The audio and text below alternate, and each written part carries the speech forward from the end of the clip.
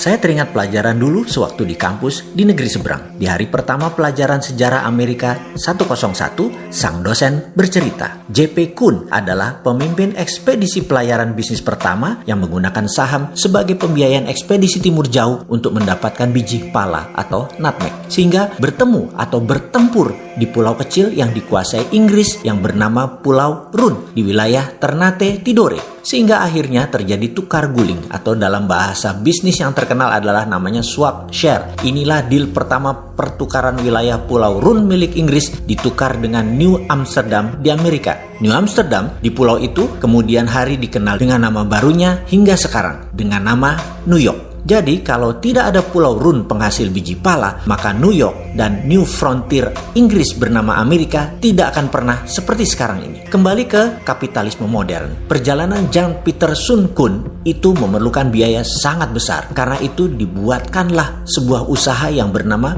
VOC, Dutch East Indies Company, milik berbagai pengusaha Eropa berbasis di Belanda. Mengapa multi owners? Karena semakin banyak yang store saham, semakin kecil risiko yang ditanggung dalam perjalanan yang berbiaya sangat besar tersebut. Inilah asal muasal awal kapitalisme modern, yaitu modal bersama urun dana di bursa keuangan. Maaf, ini juga yang jadi alasan Santara lahir. Berdasar dua pengalaman sejarah, Colleganza Venezia dan VOC-nya Belanda. VOC adalah perusahaan pertama di dunia yang menjual stok atau sahamnya agar bisa dimiliki banyak pemodal secara masif. Karena itu, mereka terdiri dari pemilik 17 pemegang saham besar. Beda dengan Colleganza, pemegangnya orang kecil. Oke, nanti kita jelaskan lengkap di chapter khusus untuk Colleganza Venezia ini. VOC juga perusahaan pertama di dunia yang sahamnya dimiliki oleh multi-international owners. Ditambah dengan 21 tahun pemberian hak kelola spice, rempah, menjadikan VOC adalah perusahaan mega korporasi pertama di dunia. Hak yang utamanya adalah mengeksploitasi rempah Nusantara. VOC menjadi model pertama di dunia atas mega korporasi yang merubah dunia bisnis, dunia finansial, dunia saham, bursa efek, dunia sosiopolitik ekonomi, military political diplomasi, maritime exploration, dan penjajahan ekonomi oleh perusahaan global. Sengaja saya menuliskan panjang sejarah VOC ini agar bisa mengingatkan dari sejak awal Endos Nesos ini berdiri. Negara kepulauan terbesar di dunia ini adalah ditakdirkan sebagai global player. Banyak peristiwa besar yang membuat dunia seperti sekarang ini dilahirkan dan besar karena Indonesia. Juga mengingatkan bahwa Indonesia itu dijajah oleh VOC loh ya, dieksploitir secara ekonomi sumber daya alamnya. Kekuatan militer Hindia Belanda di setiap wilayah VOC yang membayar overheadnya bukan pemerintah kerajaan Belanda, tetapi swasta, yaitu VOC itu sendiri. Korporasi membayar power itu biasa. Lalu yang dibayar tadi juga tahu diri, yaitu agar langgeng VOC di negara jajahan sumber daya alam dan manusianya sampai habis, maka wilayah itu dilindungi dengan ketat oleh tentara. Samalah dengan Tiongkok, negaranya melindungi bisnisnya di negara lain. Pemerintah Amerika melindungi swastanya di Timur Tengah dan di seluruh dunia dengan 800 pangkalan, mulai dari pangkalan militer fisik yang terlihat hingga safe house. Mudah-mudahan pelajaran beginian bukan menyindir ketika ada pejabat miring ke salah satu karena dia tidak paham geostrategi negara lain. Maaf loh ya, maaf. Biasanya, ya kalau tidak paham, ya kaki tangan mereka. Wis, itu saja. Kembali ke VOC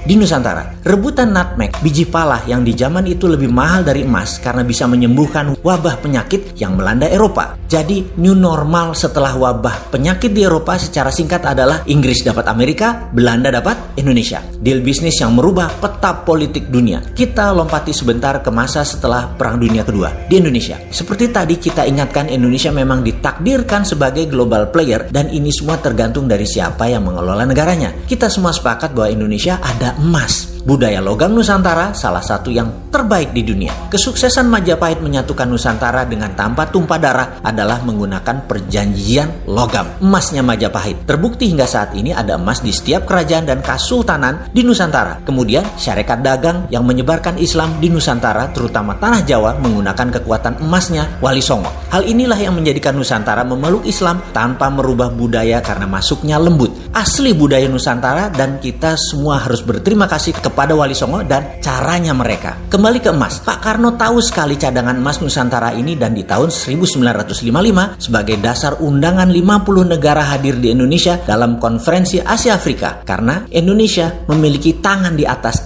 kekuatan emas tersebut. Cina, India, Pakistan, Mesir, Korea Utara, Kuba, semua tokoh revolusioner semua mengharap dukungan Indonesia. Bayangkan ada Nehru, Gamal Abdul Nasser, Zulfikar Ali Bhutto, Mao Zedong, dan legendaris dunia lainnya hadir di Bandung, kota kecil di negara yang baru 10 tahun merdeka. Karena apa? Itulah obor ala Indonesia, itulah IMF ala Indonesia. Presiden Soekarno tahu kekuatan sumber daya alam nasional. Kalau dijadikan jaminan untuk printing money, maka rupiah bisa lebih kuat dari dolar. Tapi sayang 1000 kali sayang, Pak Karno pemikir tunggal. Di bawahnya tidak siap karena cakar-cakaran kekuatan politik bermanuver, sehingga lupa mengelola tanah air tercinta dan membangun kekuatan pertahanan, terutama intelijen. Sungguh, membangun kekuatan politik dunia tanpa membangun kekuatan shadow, kita menjadi rapuh. Ketika CIA bergerak, kita tidak antisipasi. Langkah Soekarno adalah ancaman terhadap dolar. Dan terbukti 10 tahun kemudian CIA berhasil melakukan operasi clandestine menggulingkan Soekarno. Pak Karno menjadi sejarah. Kembali kita ulangi sekali lagi. Sepakat ya, Indonesia ini ditakdirkan memang untuk jadi global player. Kedepan kita harus perbaiki strategi bernegara dalam geostrategi antar negaranya. Inilah kekuatan yang harusnya saat ini diambil alih oleh pemerintah di saat gajah Cina Amerika bersih tegang.